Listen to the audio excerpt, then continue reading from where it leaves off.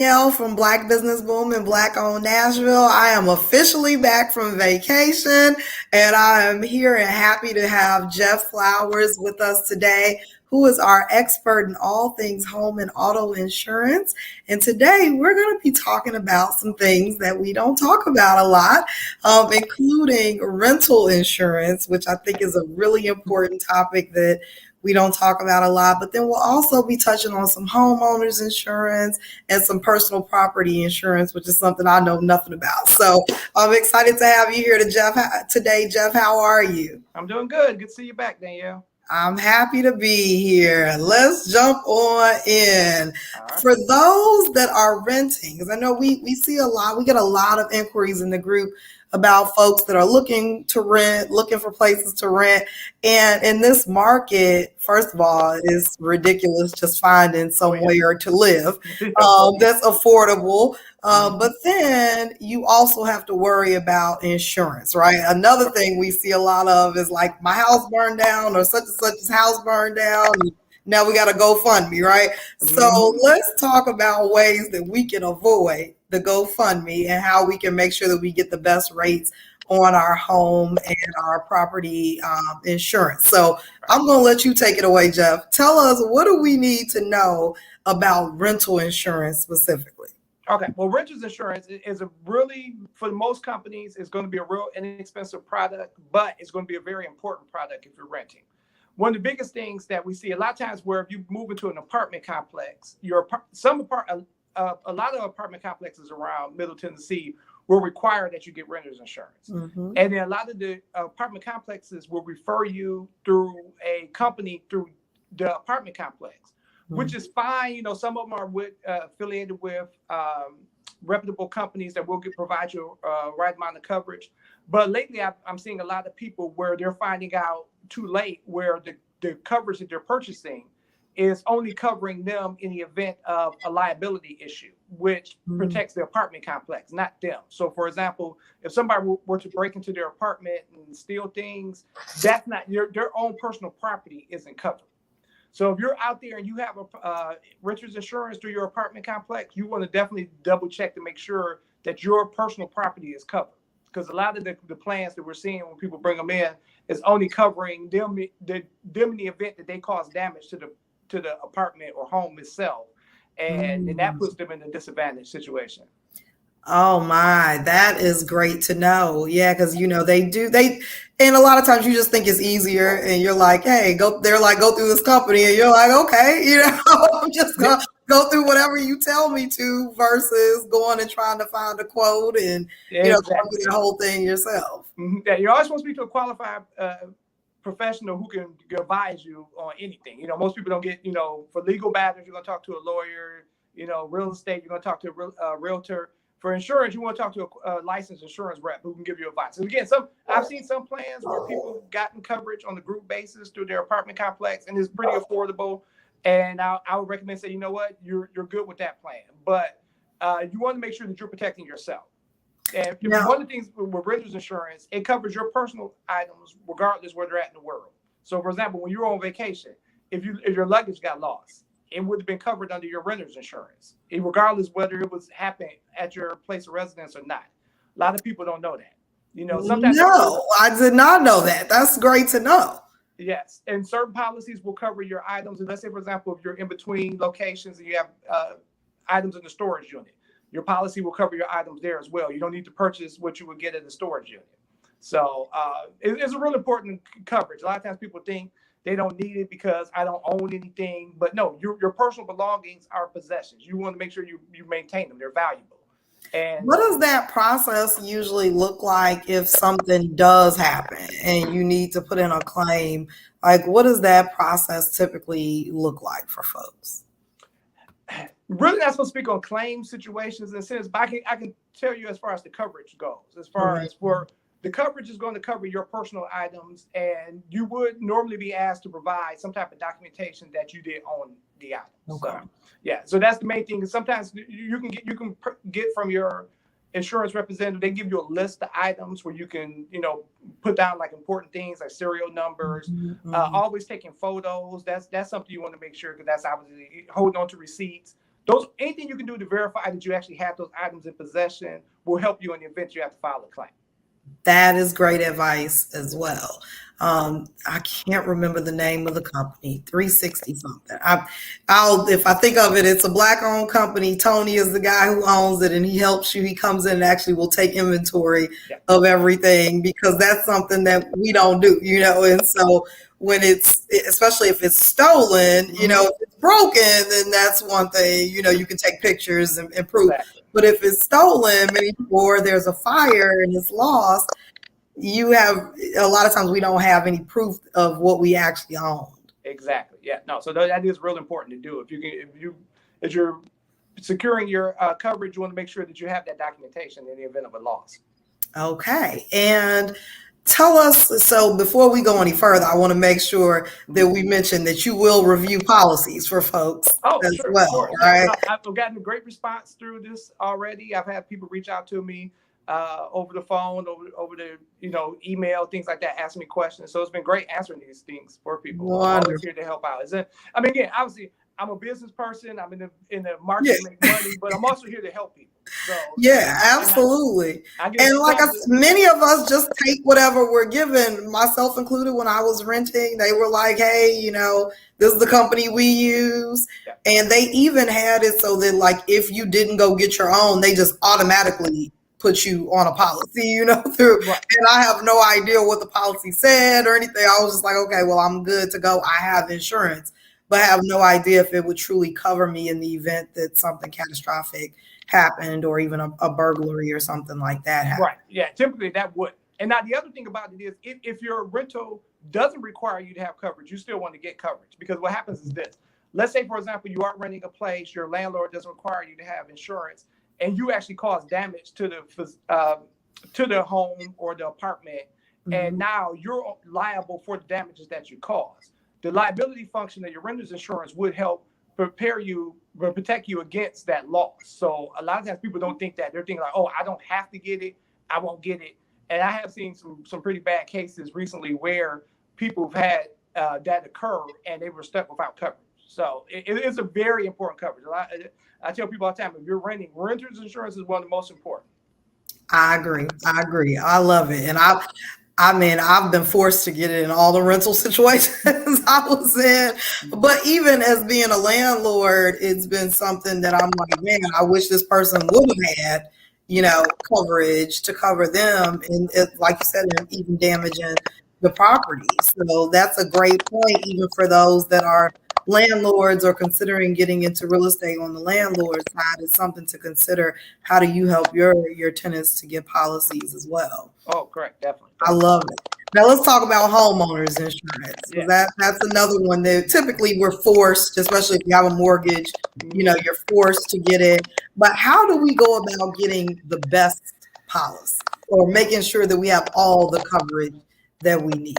No, home insurance, definitely you want to speak to a qualified representative, because it's really a lot of times people when they get their home initially, they'll get referred either by their realtor or their mortgage rep.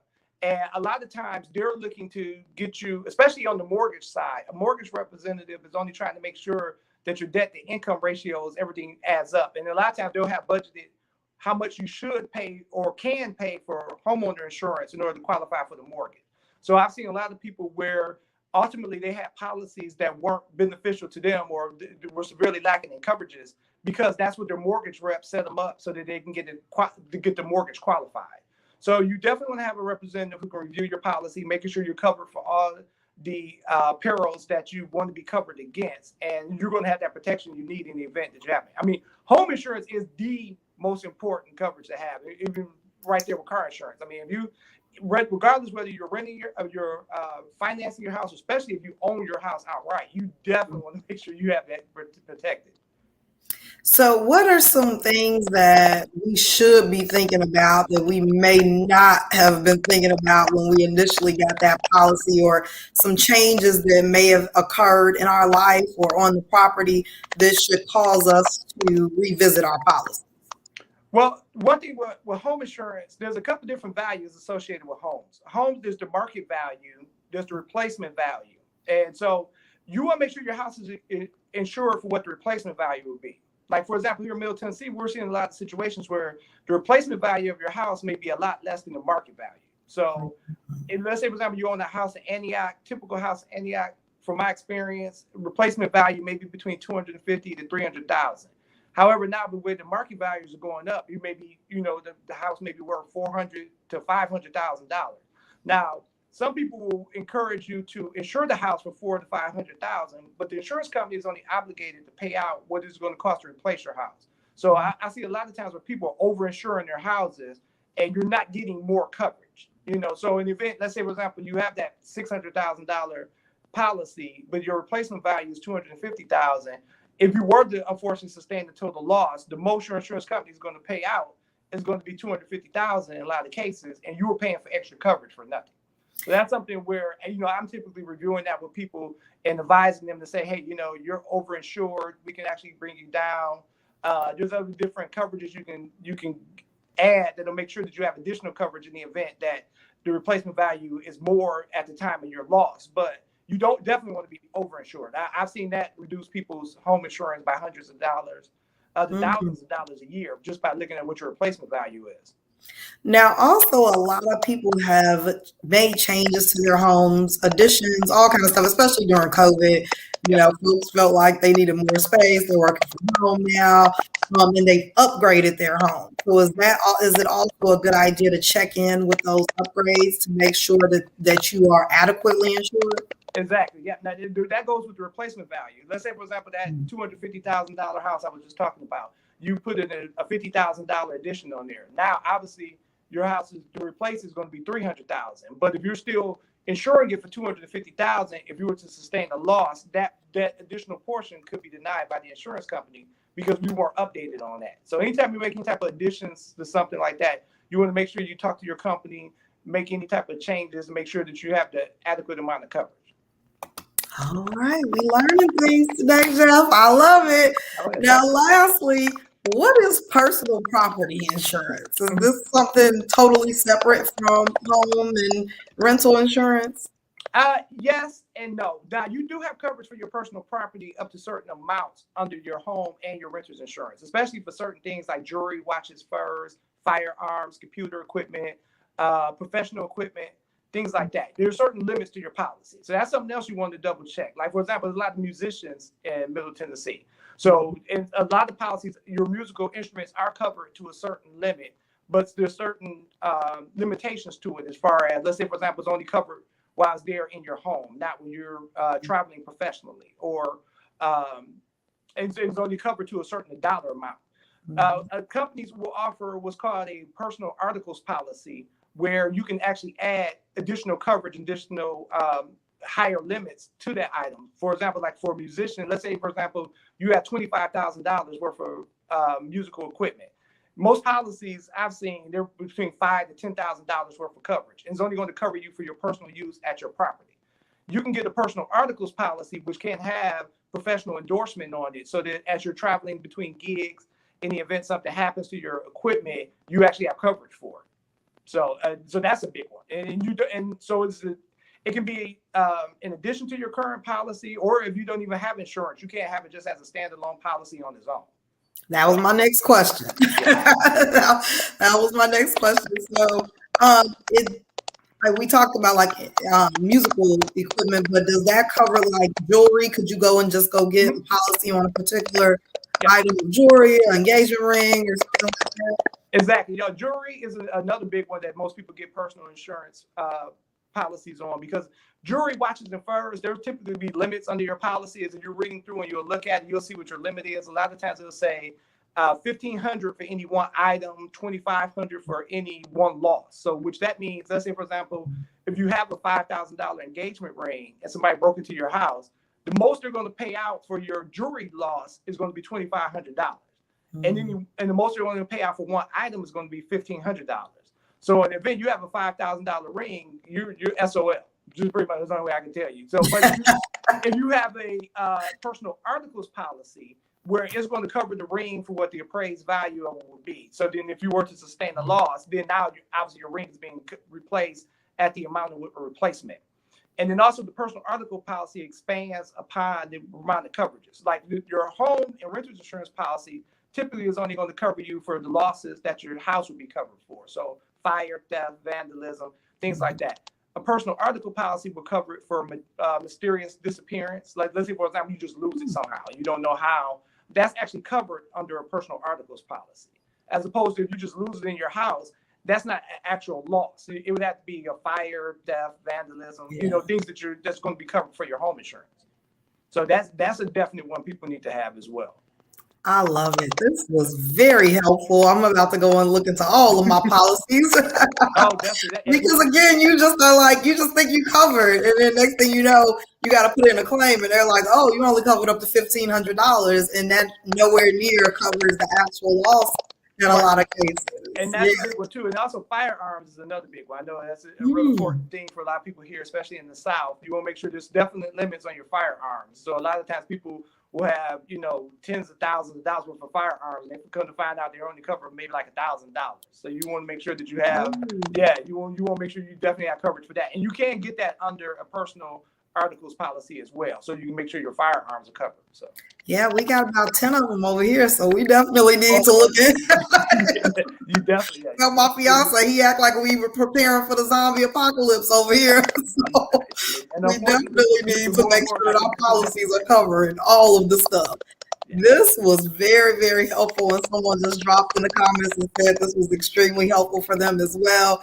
We appreciate you so much, Jeff. Tell people how they can get in touch with you if they just have more questions or they'd like you to look over a policy. Make sure that they're adequately insured or not overinsured. What's the best way for them to reach you? Yeah, you can call the number right there on the screen, 629-237-9453. You can also reach out at jeffflowers.net. That has all my contact information directly here to my office. My office is open Monday through Saturday till 7 o'clock. So you can just reach out there and give me a call, and we can definitely sit down, take a look at what you got, see what we can do to help you out. If not, just answer whatever questions you have. I love it. Thank you so much, Jeff. This was very helpful. I hope everybody will go and check out their policies, make sure they are insured, they're adequately insured and not underinsured, for sure. But also making sure you're not overinsured. Like Jeff mentioned, you may be spending too much on insurance, and we all want to save some money. So make sure that you reach out to Jeff. You have the number right there on the screen, 629-237-9453. Jeff can help you by looking over your policies, reviewing them, and of course, giving you a free quote. So make sure you reach out to Jeff. And thanks again for joining us, Jeff. We appreciate you as always, and we'll see you again next month. No problem. Sounds good, Danielle. All right. Have a great